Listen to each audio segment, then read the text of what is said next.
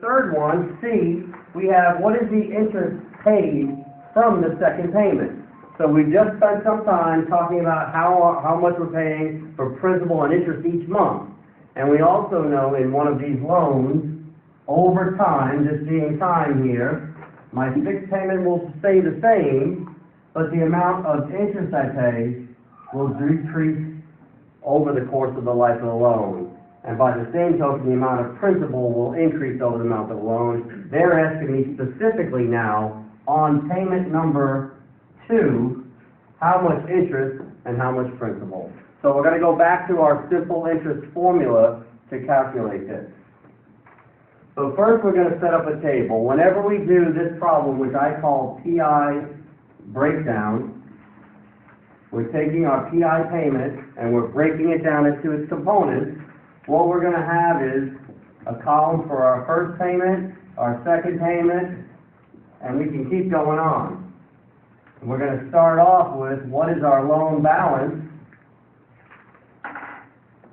From that loan balance, I know I have a fixed payment. From my interest formula, I equals loan times rate. I can calculate my interest. If my payment's fixed and I know my interest, which I can calculate, I can then calculate how much principal. And when I calculate the principal, I can decrement that from the initial loan balance and come up with the new loan balance. And every PI breakdown problem you should set up the exact same way. We know our fixed monthly payment, we just calculated it, and that doesn't change. We know the initial loan balance right here, $203, $532, and 50 cents.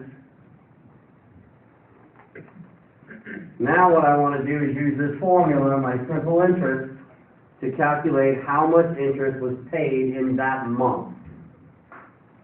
It's dependent on that loan balance. So my interest, before we did it in a per diem fashion, we divided by 360. I want to know how much interest was paid in a month.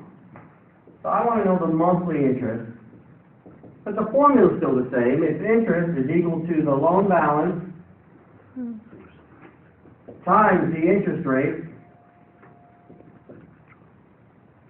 and in this case, that would be for the year. So now I divide by 12 because I want it monthly. So I put in my 203, 532, 50 times my interest rate of 6.125%, divide by 12, and that gives me the monthly interest necessary to pay that loan for that month. Times 0.06125 divided by 12. And I better get a number less than this. And I do. I get $1,038.86. But that's the interest on the first payment. That's not what was asked. What was asked was, how much interest am I paying on the second payment? So I have to go through the whole iteration here to figure out what is my loan balance in the second term, the second month. So let's transcribe this 10,038.86. And if I subtract that from my total payment of $1,237.48, I get that I paid $198.62 in principal. So I'm going to make that a negative number and then add it to my loan balance, essentially subtracting that principal amount from the loan balance.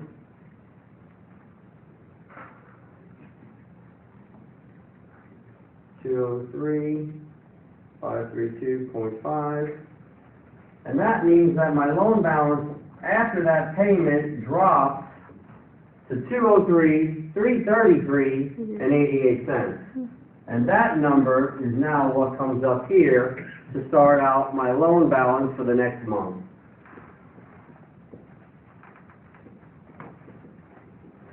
Now, if I go back to my interest calculation, my loan balance has now dropped So I'm going to not use that number, but the rest of the formula is all the same. I'm going to use the new loan balance to calculate the new interest based on that loan amount.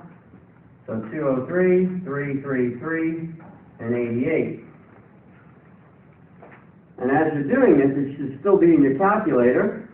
So I have this number in my calculator. I multiply by 0.06125, which is 6.125%. I divide by 12, and I see that my new interest for the month is 103,785. And it's experiencing the right behavior. It should be going down, and it did drop, ever so slightly, because my loan balance dropped. And I can continue going on, but if I remember, that's what they asked me. How much interest was paid on the second payment? And that is my answer. $1,037.85 of that payment was all interest.